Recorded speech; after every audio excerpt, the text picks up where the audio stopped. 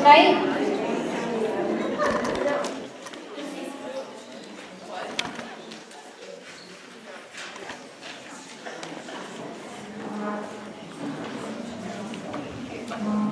Please help yourself to some light refreshments over there, and there are PE certificates by the sign-in if you didn't get yours. I know a lot of you, but I'm Grace Johnson, Director of Special Services, and tonight's presentation is being brought to you by the Special Services Department with our Special Ed Parent Advisory Committee, CPAC. So we hope you enjoy it, and we are recording it tonight, so it'll be available if you want to view it or share it with anyone else on our YouTube channel. Thank you. I'm going to turn it over to the students. Okay.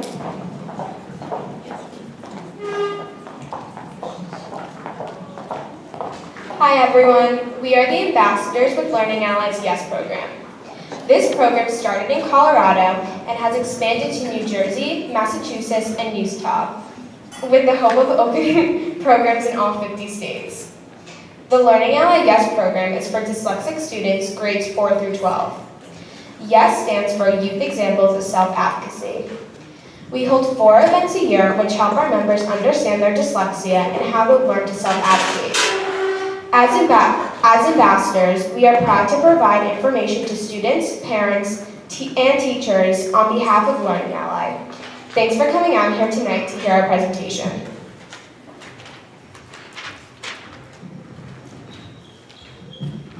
Hi everybody, my name is James. I'm 15 and I attend a college prep school. Hi, I'm Lindsay. I'm 14 and I go to a public high school. Hi, I'm Nick. I'm 14 years old and I go to a public high school. This is the official definition of dyslexia from the National Institution of Childhood and Development and the International Dyslexia Association. Dyslexia is a learning difference that can affect learning, writing, spelling, and comprehension, and also math. Dyslexia is a neurological difference. That means our brains process information differently, and often takes more time to do it.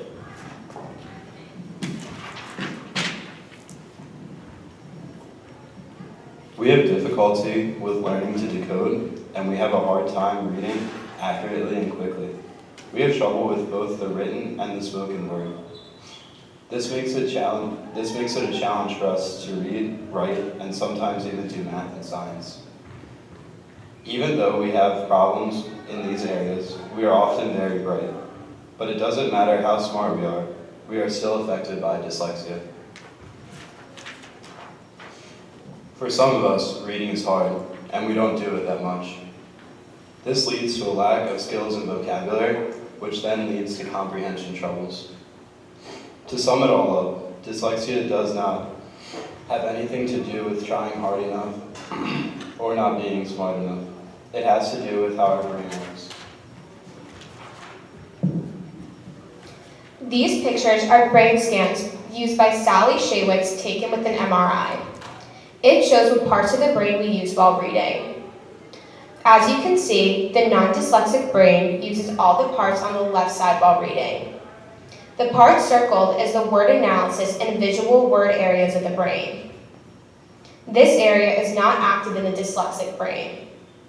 People with dyslexia have to use different areas of their brain to read, so it takes them longer and it doesn't come naturally.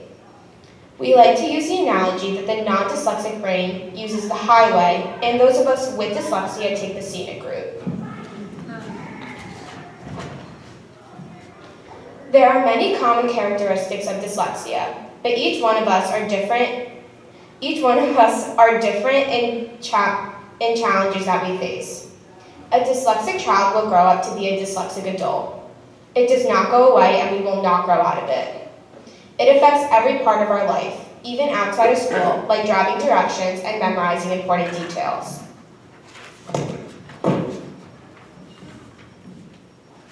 Dyslexia can affect things like counting money, reading an analog clock, and organizing notebooks. Students with dyslexia can be amazing at science and technology or in sports.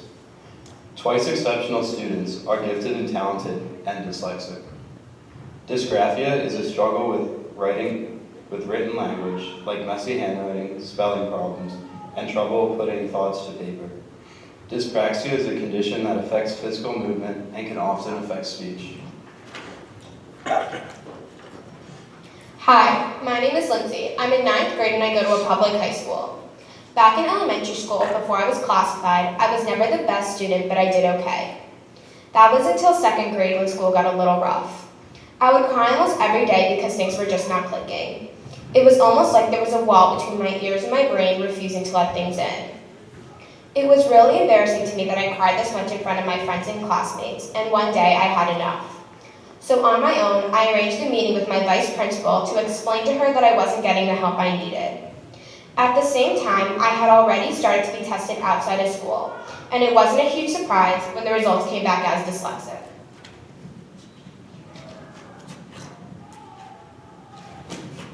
Sorry. We don't usually present with a microphone, so this is a little new to us. I immediately got put into a resource room for language arts and reading. Later, I would be put in for math too. I felt relieved and so much better about myself. I finally knew for sure I was not dumb or stupid, and suddenly the weight of the world was lifted off my shoulders. I think it's fair to say that everybody has had their fair share of, well, hard teachers, but for someone who has dyslexia, a difficult and unkind teacher may come more often than from someone who doesn't have dyslexia. Let me take you back 3 years when I was in 6th grade. It was my first time in a regular language arts classroom in 4 years. It was the first big project of the year, and I did not understand how to do it. I was terrified to go ask my teacher for help, but I finally built up my courage and went. My teacher started to explain what I was supposed to do at a crazy fast pace that I could not write everything down. So I went home that day even more confused, so my mom emailed my teacher.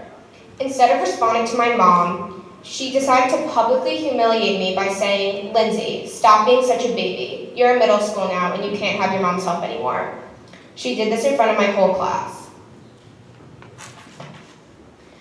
I have had some great teachers, but I've also had some more teachers like my 6th grade language arts teacher. But I've come a long way since the girl who used to cry in school. I do not let my dyslexia control my life. In fact, having dyslexia in some ways has made me a better person. I've learned to sympathize with people who are struggling, and I know what it is like to want to be able to do something and not succeed. I also know what it is like to be frustrated, and I can also thank my dyslexia for teaching me not to give up. And one thing that dyslexia has given me is the strength to self-advocate. I know what my accommodations are, and I have no problem respectfully telling my teachers what I need. Though I have to work harder and longer than most of my friends, I know it is worth it. But when my friends think of me, they don't think of me as dyslexic, and neither does my family. Although dyslexia may be what some of my teachers think, that is not who I am. I am Lindsay, I am dyslexic, but I'm not dyslexia.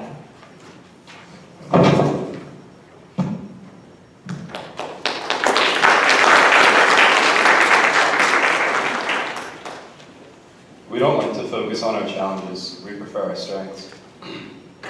Some of our strengths are multidimensional thinking, being creative and having a great imagination, good people skills, out-of-the-box problem solving, global thinker, and building and design. Here are some myths about dyslexia. We do not see letters backwards or upside down. You cannot outgrow dyslexia. You cannot cure dyslexia by changing the font or the color of the paper, because this is not a vision problem. Dyslexia does not affect primarily boys. We are not dumb, lazy, or less intelligent than our peers.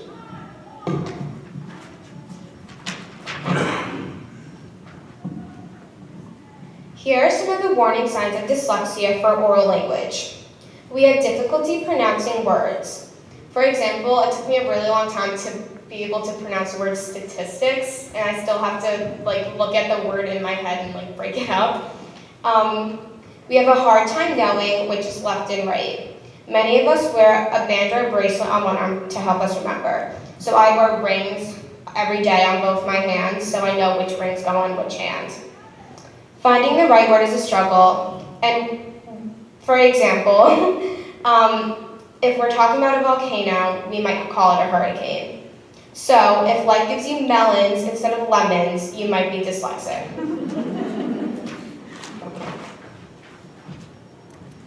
Here are some warning signs for dyslexia in reading. When clapping out syllables in class, we would be the ones mimicking our neighbors or clapping when the rest of the class is silent. We can read a word on one page and not recognize it on the next. We add in or leave out letters in words like belt and bet.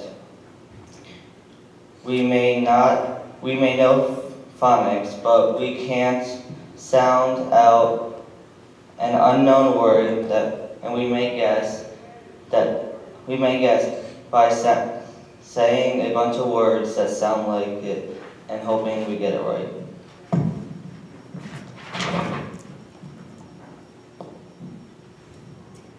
Here are more warning signs for reading. B's, D's, P's, and Q's can be very difficult to remember. Short sight words are some of the hardest words to read. Many times, we leave the endings or the beginnings off of long words. It's hard to remember the order of letters in a word.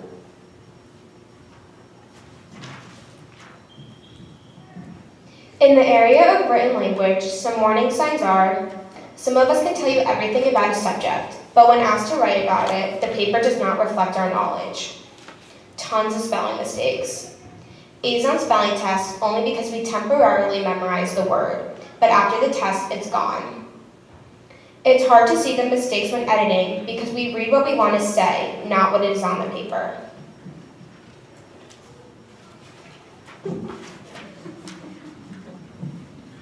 We think this was a dyslexic tattoo artist.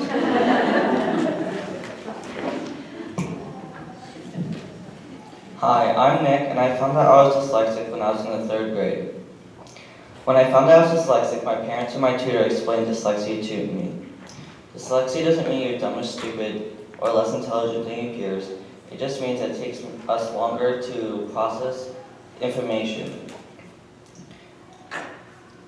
I'm so proud of how hard I worked at my dyslexia tutoring, and now I feel like I can go to school and do what all the other kids can do. Being dyslexic is like going to Cape May with my grandparents. Non-dyslexic going to Cape May, or most people who go to Cape May take the Garden State Parkway. This is a pretty easy way and straight way to get there. Being dyslexic is like going to Cape May with my grandparents. Instead of taking the Garden State Parkway, we take the back roads, stop at new places, and it takes us a lot longer. This is just like how I learn. It takes me longer to understand the information and to get to the same place as everyone else. But at the end, I get to the same place with everyone else. It doesn't matter how long it takes me to get there, because I still learn the information and sometimes I learn new things.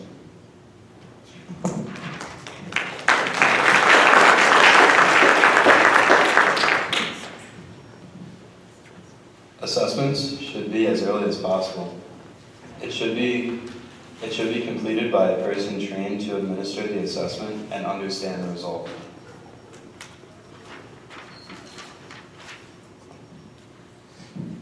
One of the items that often is overlooked or in some cases completely dismissed is parents and parent observations. The parents are asking for the assessments because they want to observe their children.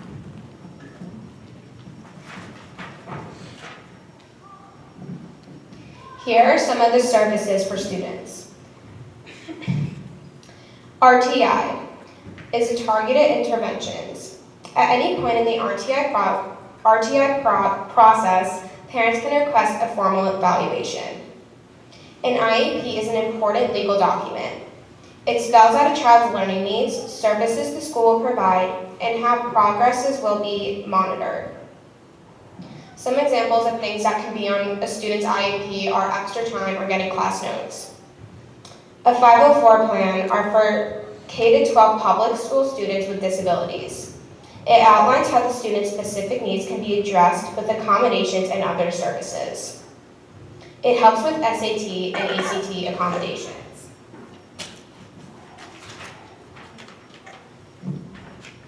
Teacher quality is the most important intervention. A reading program needs to match the student's needs. Orton Gillingham programs have proven to be the most effective with enough time and intensity. Student progress needs to be frequently moderated.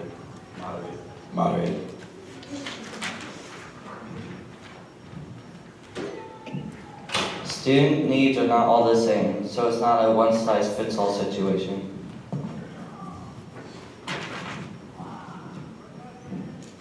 Self-advocacy is the ability to know what you need and to be able to communicate it effectively. Students need to educate themselves, figure out what helps them learn, explain to others what they need and why. We need to do it every day in school if we want to be successful. We want you to understand how hard it is to learn to self-advocate. It's embarrassing to ask so many questions, and sometimes it seems like everyone else gets it but us.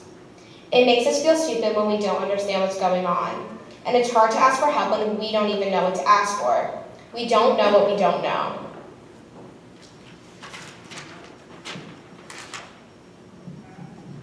We need teachers to accept us and try to understand that this is a long process that we can't learn overnight. We need to learn to self-advocate because we will have this our whole entire lives.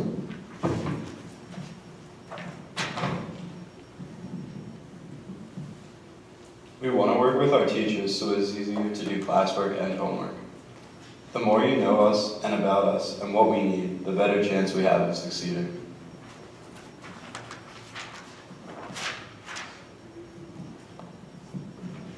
We feel more comfortable with our teachers who understand our dyslexia and will listen when we explain to them how we learn. My favorite teacher was my 5th grade teacher because she did everything hands-on, and that's the best way I learned. And she understood what I had and what the differences were between the kids.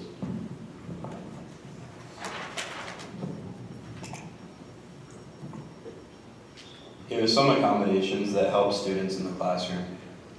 Provide instructions both orally and written.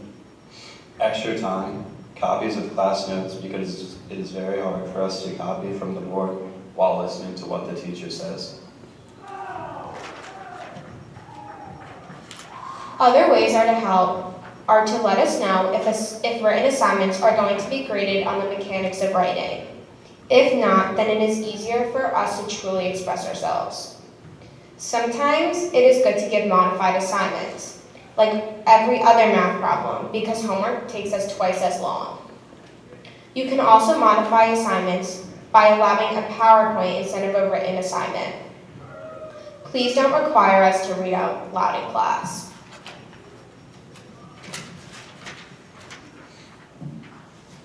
Hi everyone. I'm James. I'm currently a sophomore at a prep school. Besides being dyslexic, I enjoy rowing crew and have been introduced to service trips through my school. I struggled in school from the time I was in the 1st grade. The reason I struggled then was because I had no strategies to help me, and I was not diagnosed with dyslexia. By the end of 1st grade, my parents and my teachers were able to see there was a difference between me and the other students in my grade. I was tested through my school in the end of the 1st grade, and that is when I received my IEP. Only they diagnosed me as having auditory processing, not dyslexia, because at the time they were not able to put dyslexia on an IEP. After I was tested in the 1st grade, they wanted to test me every 3 years. So I got tested again, and they gave me the same thing that I had heard before. When I was in the 5th grade, my parents took me to an outside team of doctors that tested me over a few days. They were very experienced people, and they said that I most likely had dyslexia. But still, at that time, they were not able to put that on my bid. After 2 more years of being told I had auditory processing, then my parents hired an outside tutor that came very highly recommended. On the first day that we met, she ran me through the test. At this point, I had taken the test 3 times through school and 1 time by an outside doctor, so I guess you can consider me a pro. My tutor confirmed that I was dyslexic and started tutoring me in an Orton-Gillingham program. Through my 2 years with working with my tutor, I learned strategies to help me in school. When I'm struggling, I just have to remember that I am much more than a grade or a letter. I'm a person.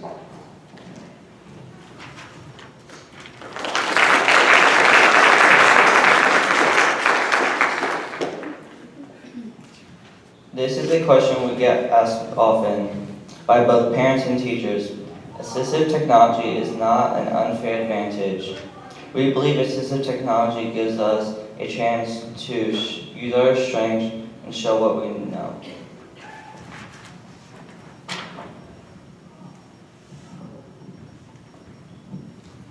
Success for us is finding the balance between school requirements, our strengths, and the tools to work around our challenges. Assistive technology is that tool.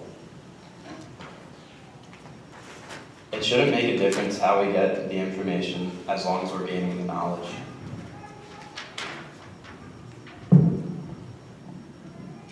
So why do we need assistive technology?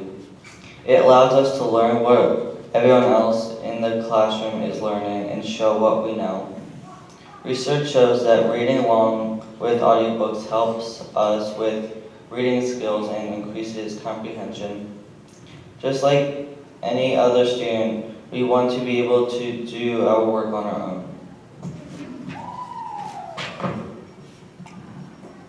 When it comes to reading, dyslexics have a hard time. But there is more than one way to read, and assistive technology can help. Blind or visually impaired people don't use their eyes to read. Instead, they can use Braille. Using your ears to listen to audiobooks is another way to read. This is called ear reading, and it is a great alternative for people with dyslexia. Research has indicated that when we read along with audiobooks, our comprehension increases. Why should it matter how we get the information as long as we're learning?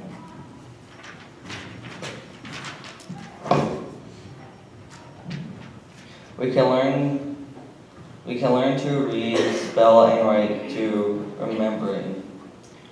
We accommodate with assistive technology to keep the balance, to make sure we keep up with our grades.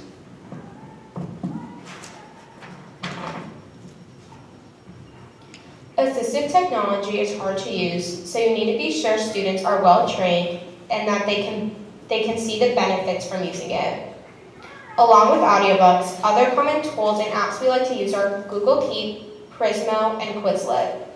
Speech-to-text apps like Dragon Dictation and the Live Scribe Pen.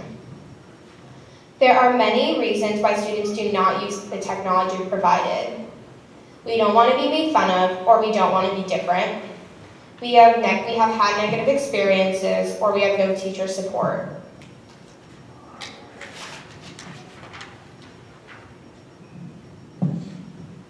Tips to help us in the classroom. Encouraging the entire class to use technology to support their significant special learning differences. Learn the technology so you can support your students.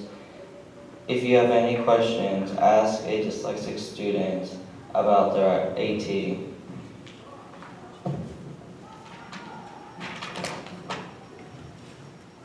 We are much more than dyslexia, and we are thankful for you guys to come tonight and hear our stories from your perspectives. Any questions?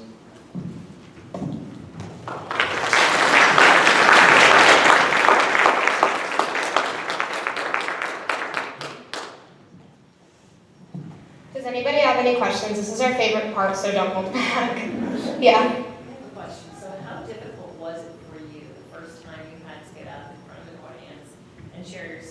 Was that a really challenging thing to do? And what motivated you to want to do it? Well, I think in the beginning it was very nerve-wracking before we actually started talking, but once we started, it was obviously scary, but it wasn't as scary as you would think because we were talking about something we're so comfortable with, and since we're surrounded with people who know so much about it and people who want to learn about it, it almost made it like fun. The motivation is also probably from bad experiences from my part, I think, because I want to tell you guys and I want to tell students and parents what it's like to have dyslexia and what we all have been through so that hopefully things can change for us in the future and other kids with learning differences. I was very, very nervous the first time I got up to speak in front of people, which was the start 2 summers ago. Yeah. Yeah. Wow. So, A long time. yeah, we were the first ambassadors for this program, so in all the other programs you have to be in it for a year to become an ambassador, so we were baptized by fire, I guess you could say. I also wasn't very comfortable with my dyslexia yet, mostly because, for me, I came from a very small middle school. I felt very much alone on my island because there were no other dyslexics in my grade. I think getting a support group, like I can say these guys are my support group, knowing that they're going through many of the same struggles made me very comfortable and able to get up and speak in front of people. And like Lindsay said, educating people about something we're passionate about is just something really great. I think at first I was really nervous, but I was also excited because I could finally have everyone know my story and share and have everyone hear what I went through, so then they understand better. So I think it was also scary, but then a relief because people finally was hearing from the dyslexic side than the parents or the teachers saying, oh yeah, this is what they're going through, but you're hearing from people who went through it, so it's like the truth, or there's nothing it's all just, not really a word, but real.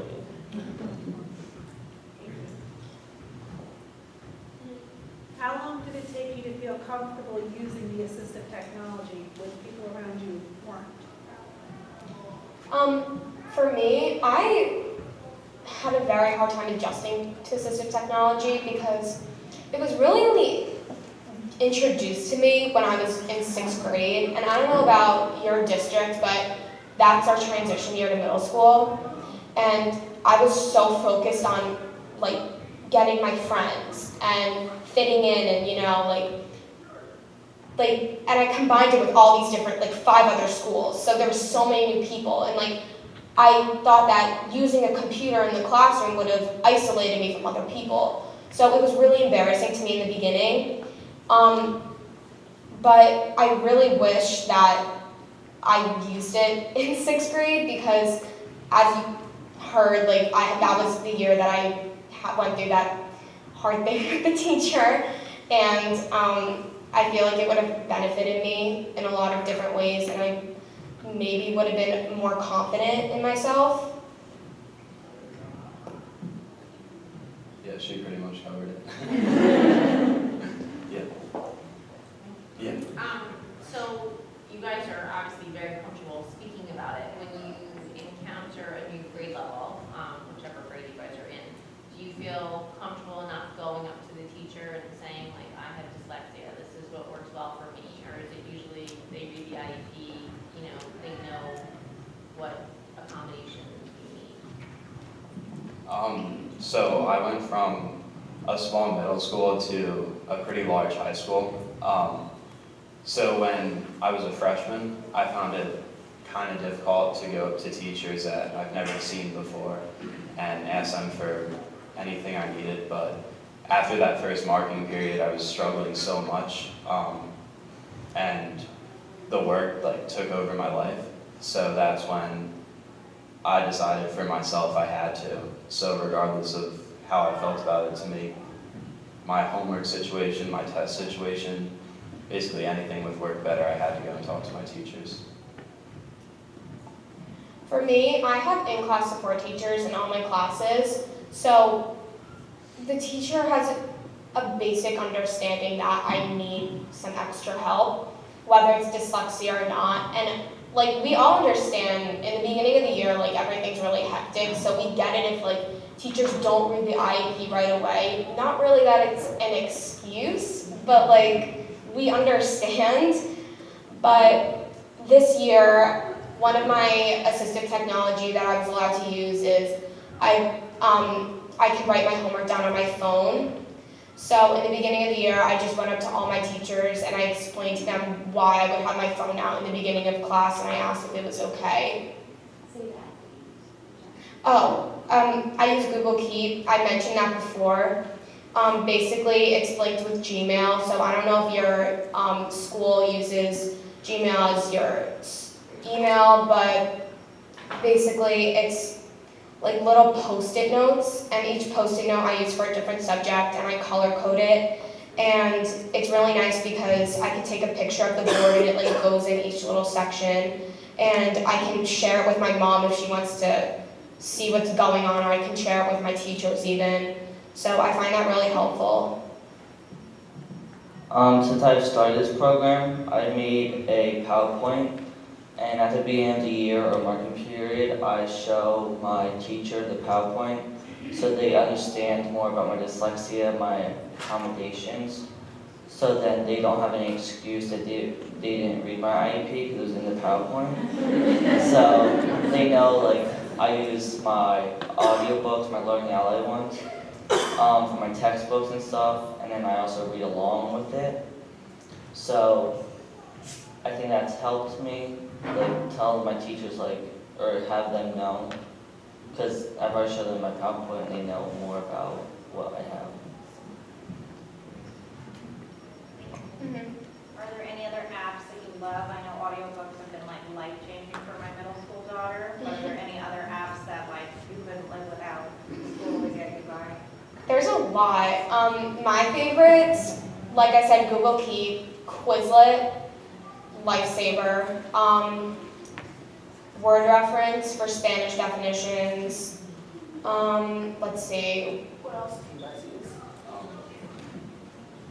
There's an app called Prismo, and I was introduced to it by another ambassador, and that's basically when you take a picture of a document that can be handed out in class or any document, and it converts it into a PDF, and it can also do text-to-speech for you, so it's very convenient when you get a hard copy.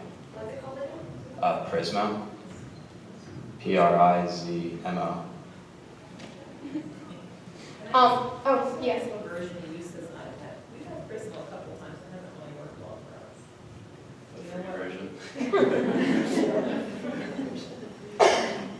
Another one that we like to use is jot and dictation, and that's basically when you talk into your phone, or I don't know if you can use it on a computer, but it types it for you.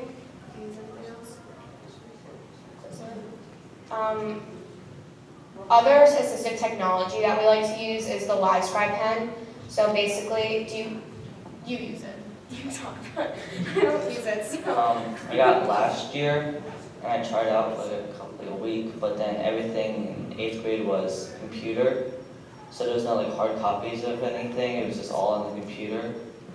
So, Are you familiar with the Live Scribe pen? What is it called? The Live Scribe pen? so the Live Scribe pen is a special notebook and a pen, and it has like little tiny dots on it. So when you're writing down stuff and you're trying to listen to the teacher, you can record the teacher and what they're saying. And then whenever you write down something, it takes note of that, and you can tap on that, and it goes back to that moment, and you can listen to that, so then you can fill in your notes. And you can get like different papers and notebooks and stuff. A spell check app that we like to use is called Ginger.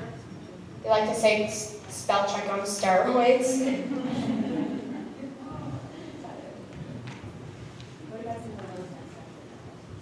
Oh yeah, and then there's like my mom just said low tech, so highlighters, index cards, reading with your finger. oh yeah, multiplication tables, number lines, stuff like that.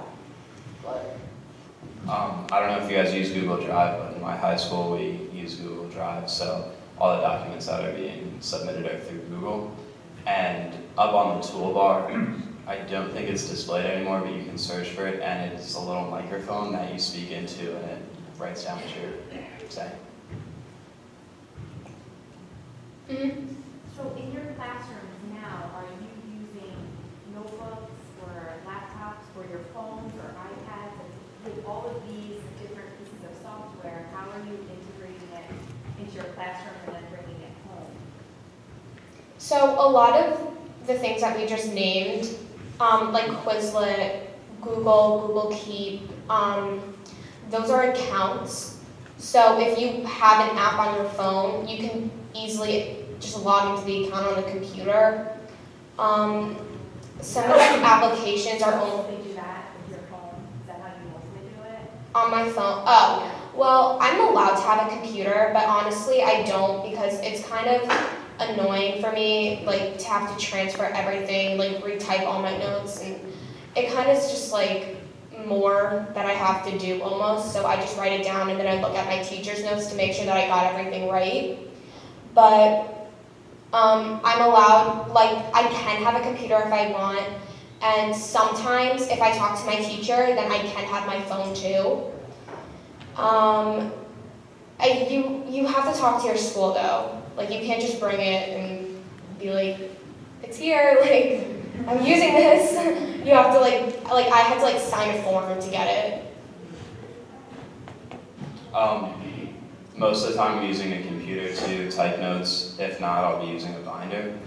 And for the majority of my classes, I have an agreement with my teacher that I'm able to take out my phone and take a picture of the board. So that's very helpful if I'm very confused. I can like go back and look at the example problem. When I write essays, I do write those on a computer though, because it's very hard for me to like, I have very messy handwriting too, so it's very hard for me to write and think, and it's just a lot easier for me to like type it. So I'll always use a computer when I'm doing that. Any other questions? Well, first, I'd like to say that you did a very good job presenting. It's not easy to do that without a disability, so I'm really impressed with what you've done. Thank you.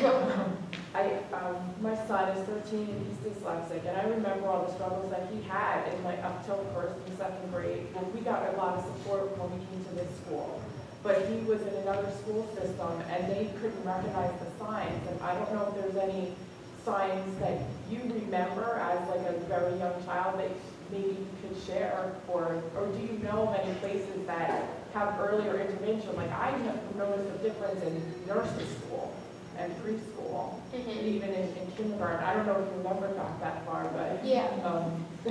so then do you feel like you got? Moms are gonna stand up for that. Do you feel like you got help early enough? Got help early enough. Well, I was lucky enough to be diagnosed in 2nd grade. I know one of our other bachelors was diagnosed in 8th grade. So it completely depends because, like James, he was misdiagnosed. But some of the early warning signs, is it, like, we can't talk to, like, well, that's, like, severe dyslexia. So I think that, Yeah, I'll let her. for us, like, we're their moms, and so, you know, I'm Lindsay's mom, and I knew something was up in kindergarten, because she was having such a hard time matching her letters and her sounds. And I also have a daughter who's 6 years older, so I knew that something was off. It just wasn't unlocking.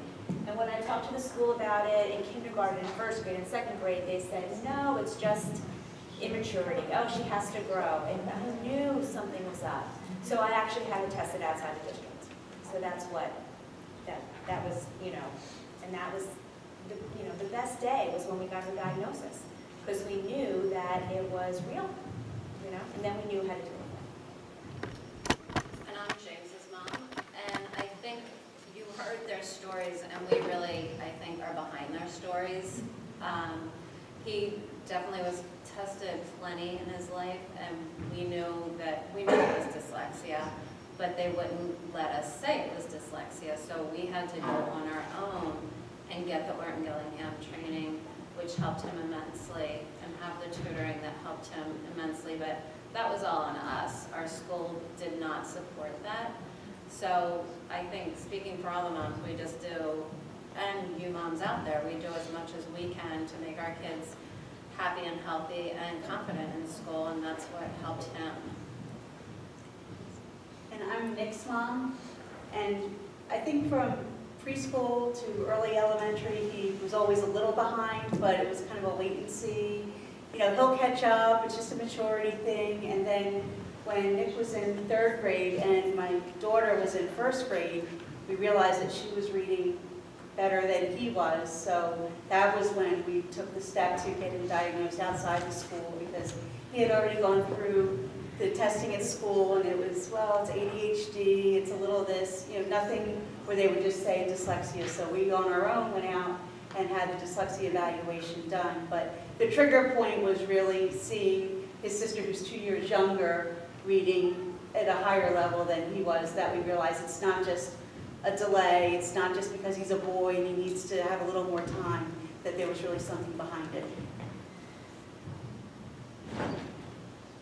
Anything else? Don't hold back, we love this part, so. I teach kindergarten here in this district. If you could go back, what advice would you give to those teachers that you had that weren't supportive of you? Or what would you wish that you had in the classroom where supports were there to help you? Something that I've had to deal with a lot is my teachers treating me lower than the rest of my classmates. So, for example, they would treat me younger, I guess. They would talk down to me more than talking to me as they're teaching to me. So even in like 6th grade, I had an awful experience where I went down to my teacher because I had to retake a test. And, well, the first thing is that she announced to the entire class that was there when I first walked in, and she was like, "Lindsay, you're here to retake your test, right? Because you weren't happy with your grade," in front of the entire class. But then when I got over there, she was like asking me what all these words meant that like obviously like a 7th grader would know. Like, I think one of the words was common sense or something like that. She's like, "Can you please explain that to me? Like, do you understand what I'm saying?" I was like, I get what you're saying. Like, I speak English, but like, so that's something that I would definitely want to tell teachers. So my language teacher in middle school was Nadi, and I had the same one for all 3 years. We didn't get along too well, and I would say my mom also did not get along with her too well. So there was one very smart person in the class, and on a few occasions she asked me why I couldn't be more like that person, which for someone going through middle school is just like it sucked. Yeah. Then on another occasion, I didn't get a good grade on a test, and it was a language and it wasn't high on my priority list, and she was trying to meet me halfway by giving me some sort of accommodation, and when I handed the test corrections back and they weren't complete, she threw it back at me and was just kind of like, "You have to be mature, you're older now, you have to learn how to get work done." On that occasion, I went to my principal and told her about that situation because that wasn't okay.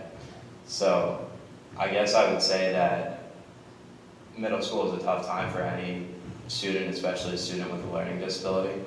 So making that student comfortable with coming to talk to you and that type of stuff is very important.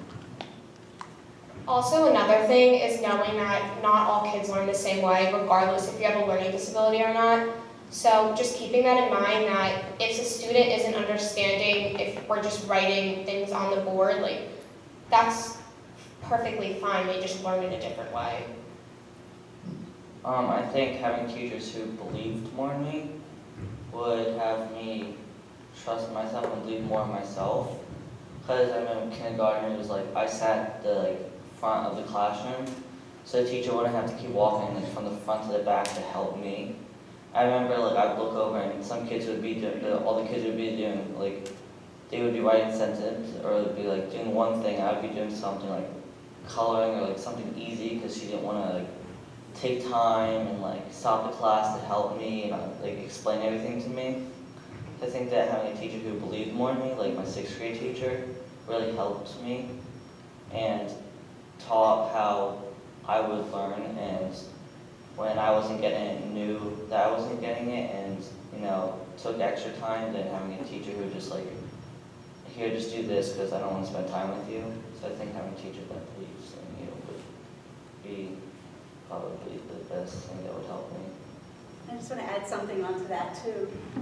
One of the things I've always noticed, especially when they were in the younger grades and they'd have the desks where they were kind of, you know, in a table together, and I would notice when he would bring papers home, I could tell you the exact time that everyone else at his table finished a paper or a test, because he would be going along and everything would be okay, and then as soon as everybody else was done, he would just write anything down because he didn't want to be the last one done. He didn't want to be different. So I made a point of pointing that out to some of the teachers that, you know, this is before we even knew that he needed extra time on things, but just to kind of be aware that if you see that pattern that he's doing okay, maybe a mistake here or there, and all of a sudden it's just anything to be done because he didn't want to be the last one, he didn't want to be different, that was something to keep an eye on, that maybe he needed a little extra help or an extra time, but he didn't want to have it pointed out that that was the case. So maybe it was, you know, at lunchtime or after school, just give it a little extra time to finish up a couple of things. But I think there was such an esteem issue with, especially when you're in a little square like that where everybody can see what everyone else is doing, that they don't want to be different. They are trying their best, but you know, sometimes they're just going to scribble down anything just to get over it. I'll add something to that too. When Lindsay was in 3rd grade, she was in replacement math and English. And when we went to back to school night that year, she had no work on the walls. None.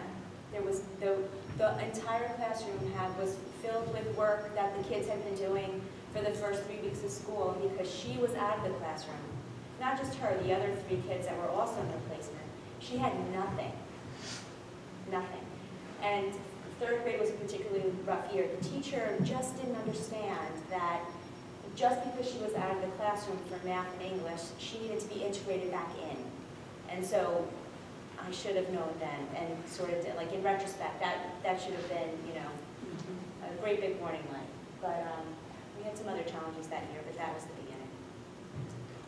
I think too, one of James's probably favorite teachers in early middle school took him aside and talked about his accommodations with him and took him, instead of doing 20 vocabulary words, he would only have to be responsible for 10. And he set self-goals because she was so understanding of the way he learns, and she was so open at a time when other teachers were not so open, that was probably one of his best learning years for reading and vocabulary.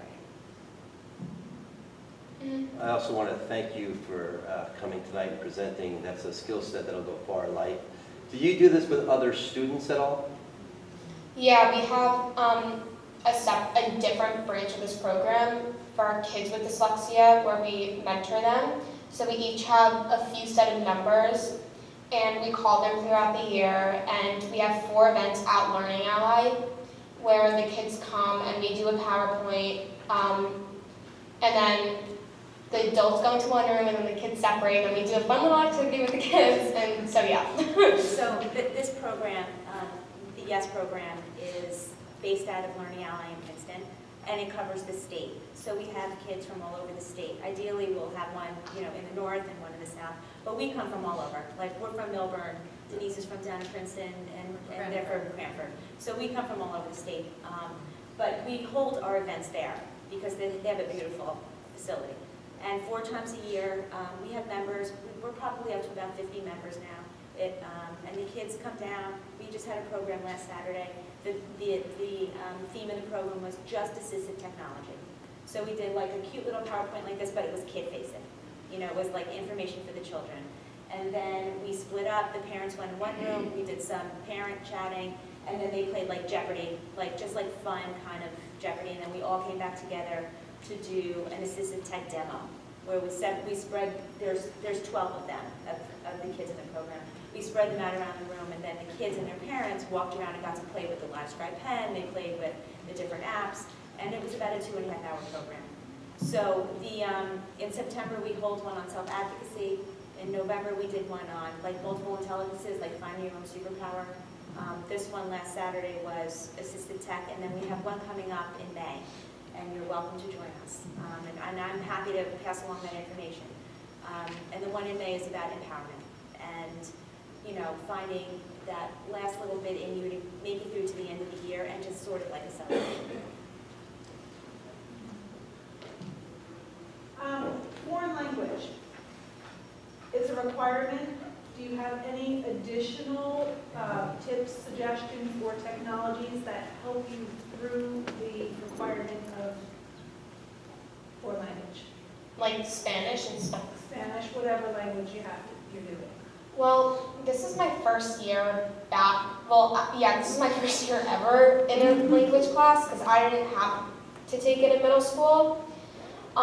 To be completely honest with you, I'm having a really rough time in that class because my teacher doesn't understand that I have a reading challenge. So just because like I can't read in Spanish if I have a hard time reading in English.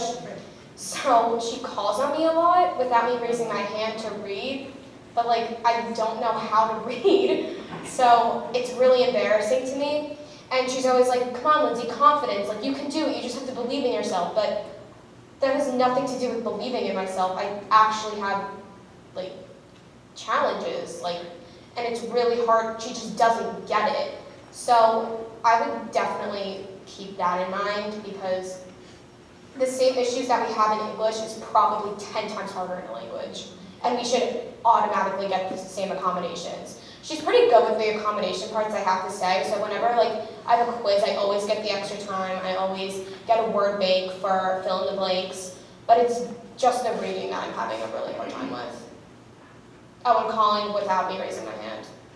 What about sign language as a language? Is that difficult as the motor movement to understand? I actually really wanted to take sign language, but unfortunately my school didn't have that as an option.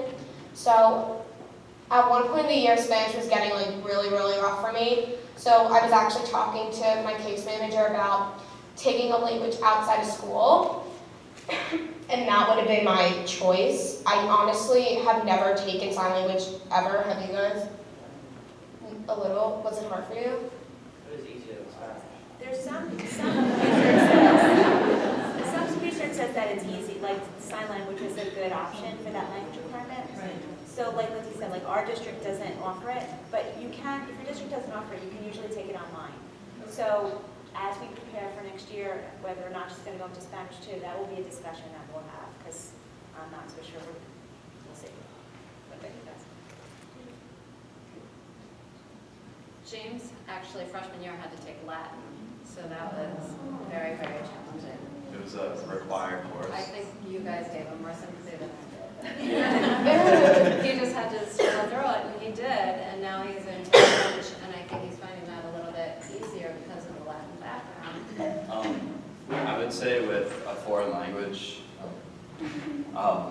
it has come much easier to me with learning. I mean, it's basically all vocabulary besides for conjugations and that stuff. But for vocabulary, making some sort of like key or anything to help you out is very important. For me, I like bang on the desk for syllables, and on quizzes I'll still do it with my fingers, and then that's easy to break down the word. And I guess that even goes back to when I was in 3rd, 4th grade learning that with English words. I would just like to say that I have dyslexia, and I'm a pretty old guy. We didn't have computers back then, and when say you can't be successful, I was getting D's and C's in elementary school, Fortunately, I was in one of the best places in America where at Case Western Reserve University in the 1950s, they started studying dyslexia. So every afternoon in elementary school, I would go to the university, and my D's and C's and D's became B's, occasionally A's. I graduated from high school, triple majored in college. I then went on and I have a doctor's degree in brain chemistry. I still have problems. I have verbal dyslexia also, which really is embarrassing. So if somebody asks me a question, I don't know what it meant. I don't know what it is. So you learn tricks. Even a long time ago, you learn on your own how to make it better. So, and when somebody would ask me a question, I'd write it down right away. And I would say, would you please repeat the question the second time? So I really got the answer, so I could repeat it, or be able to give the answer. And I just say to everybody, you could work your way through it, and it doesn't really hold you back. It's a little trickier. You gotta be a little embarrassed sometimes. Makes you stronger. Is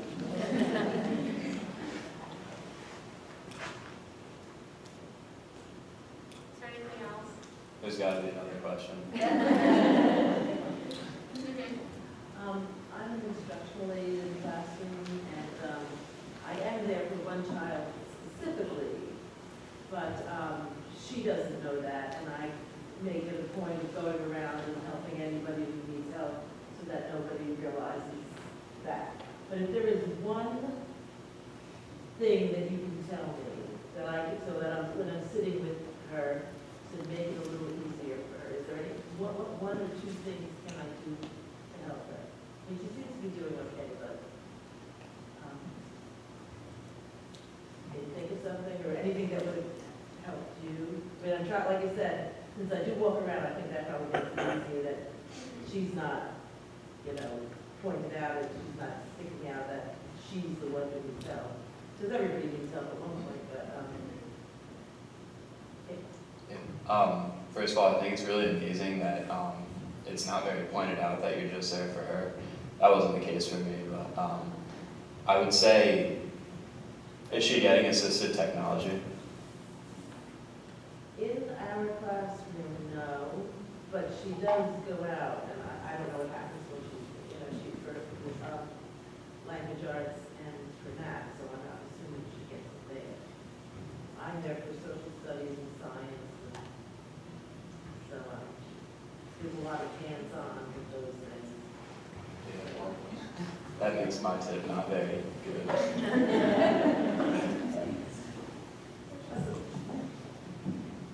My social studies, like in class support teacher, she goes around the classroom and helps everybody, but then like she knows the kids who she needs to really help. And she always makes sure that I have all the notes and everything, and I have all the right notes, correct answers and everything. So when I'm trying to study, that I won't be studying wrong stuff.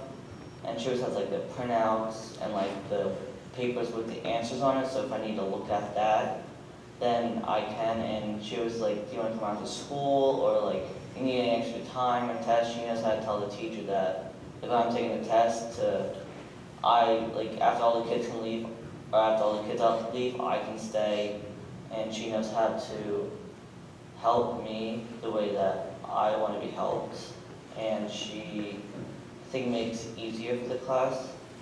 So I think you have to find the right things that help that student, and the right thing to help me, like printouts of the notes and stuff, and that's what she does, which really helps me.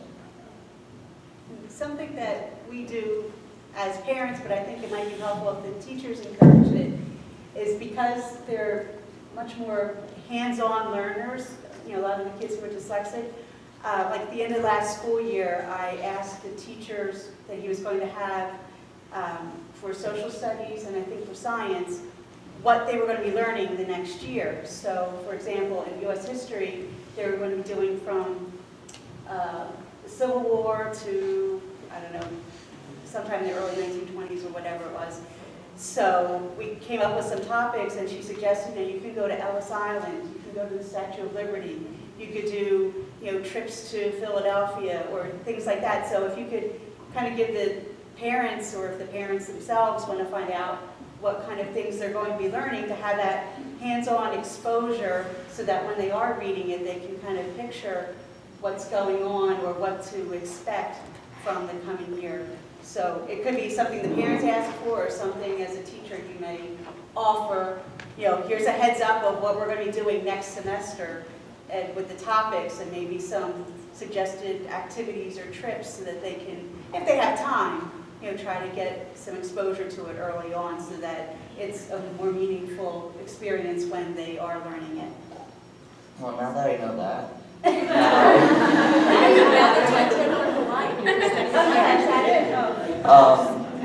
now I get it, because I'll be in class and I'll know why the immigrants went to Angel Island and stuff, and I know what they went through and stuff, and the history behind it, and I'm like, oh yeah, I remember this from when we went on the trips. I went to New York. Yeah, so there's somewhere when we went to Ellis Island and Statue of Liberty and things in Philadelphia. It's all for you, Nick.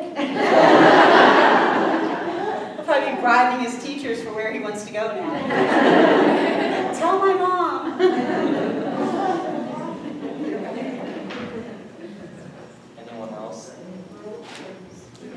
I'm a special ed teacher here in this district, but I also have a son who's dyslexic, and we don't live in this town, he goes to school in another district. But one of my fears is that he's going to be going to middle school in 2 years, and his accommodations are not going to be met. I know what goes on in that district compared to where I work. But can you compare the accommodations, how your accommodations are being met in a private school versus a public school?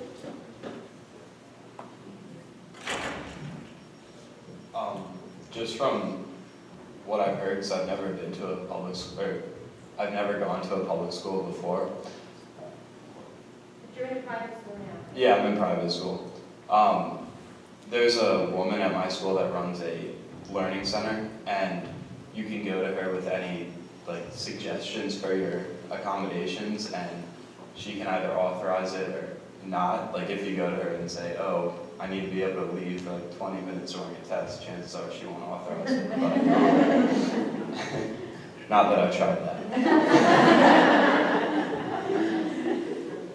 So I would say I feel like it's almost easier. In a private school? Yeah. What you guys have done is great, and I'm interested in anything in the future for students. I think parents that have students that are in this situation, having other students for them to look up to is the best thing for them. Because right now, a lot of times my son will come home and say, he's the only one. He's the stupid one. He's the one that was the slowest reader.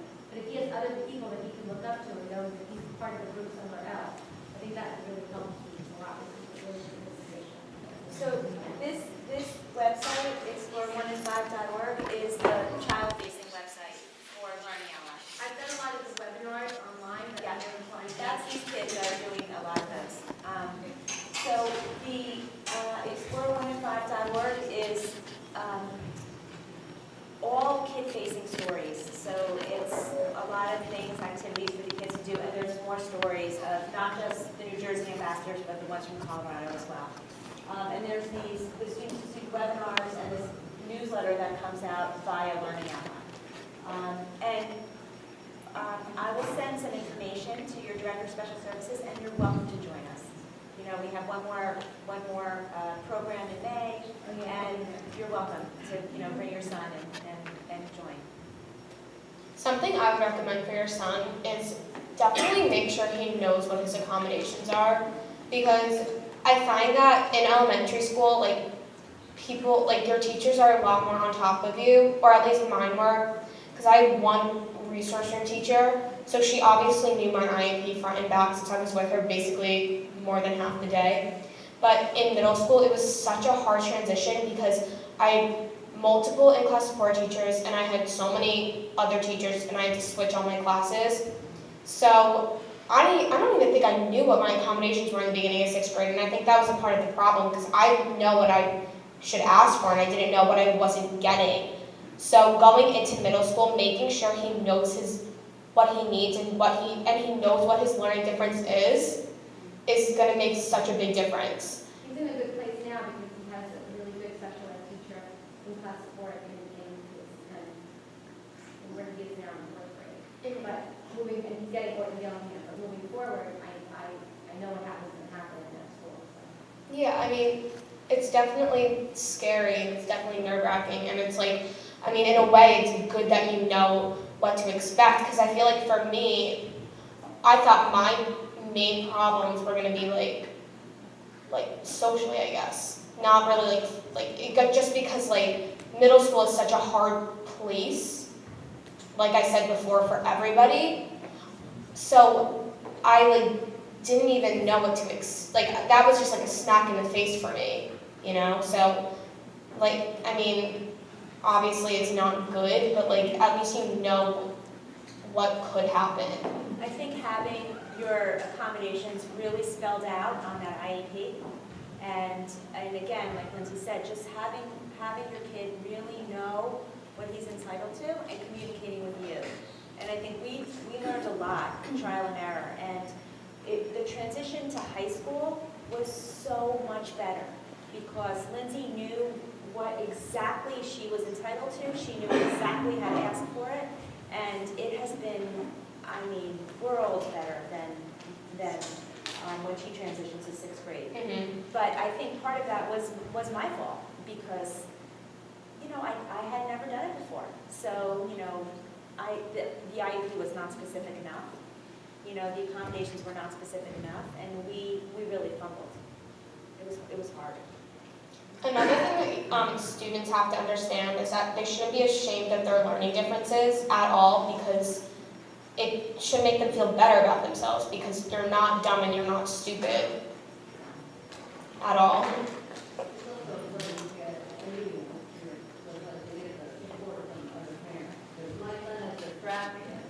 And it was the same thing. I didn't know what Right. I don't know. So I Right. found somebody and they're like, oh no, make sure you put this and this. Right. And I was thinking that's silly, but I did it and it really was. Yeah. And that's where this program has been such an eye-opener for all of us. We all learn from each other, do, and our kids learn how to self-advocate, and I think because they learn that, they're so much stronger. Right. I think that, if the district isn't going to offer you anything, in our case, they didn't offer us anything, but anytime I asked for anything, they said sure. But an example that happened just a few weeks ago is Lindsay just took midterms, and it's not spelled out on her IEP that the test should be read to her, but two of her support teachers took it upon themselves to read her the test, social studies and sciences. And it was miraculous she did fantastic because she didn't have to expend so much energy on decoding. She was able to really use all of her mental energy on retrieving the information. And I didn't ever think to put that on her IEP. So it's going on her IEP now, but she's in 9th grade, and that accommodation was never offered. I never even knew to ask. So it's, talk to parents, join our group, talk to us. I mean, we learn from each other, and it's been really transformative for all of us. And once you have a good list of your modifications, print them out, and Nick has it in his algebra binder because he has algebra every day. So if there's ever a question, you can just pull it out and say, oh, you know what, I am supposed to have extra time on the test. Because it's a quick reference for him or for his teachers. It's not like he pounds it out every day, but if it comes up that, oh, you know what, I really do need some extra time on this, you have proof right there, straight from the IEP, in the front page of his algebra binder.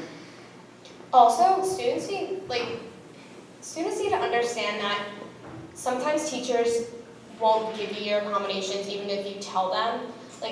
This actually happened twice last year where two of my teachers told me that something wasn't in my IEP when it was clearly stated right there. So it's okay to be in a respectful way, to be well, can we pull up my IEP because I'm pretty sure that it's in there. Because at the end of the day, you are entitled to what you need. Even if the teachers say no, the IEP goes in a way above what the teachers say. Yes. It's the law. They have to follow the law. Yeah. So, Sorry. At what age did you start or do you go to your IEP meetings, and how involved are you in creating your IEP? I got invited to my IEP meeting last year, so that was 8th grade. What about you guys? 8th grade? Freshman? It was weird for me to be there, I think, because it was kind of just like, it was usually my mom like reporting back to me, like showing me all the notes, like, okay, so this is what we added, and this is what we took away, and this is what your teacher said about you, and this is what your case manager said. Like, it was kind of just like, I was there, and I was asking for things, and it was like weird to see like my case manager just like taking notes and being like, okay, like this is what helps her, and it was just like, wow. Well, nobody knows better than you what works for you. Yeah. You should always be invited.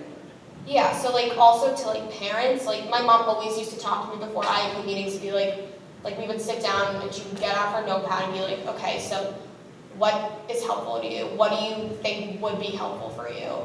And then she would take that in before I was invited and then tell my case manager and my teachers.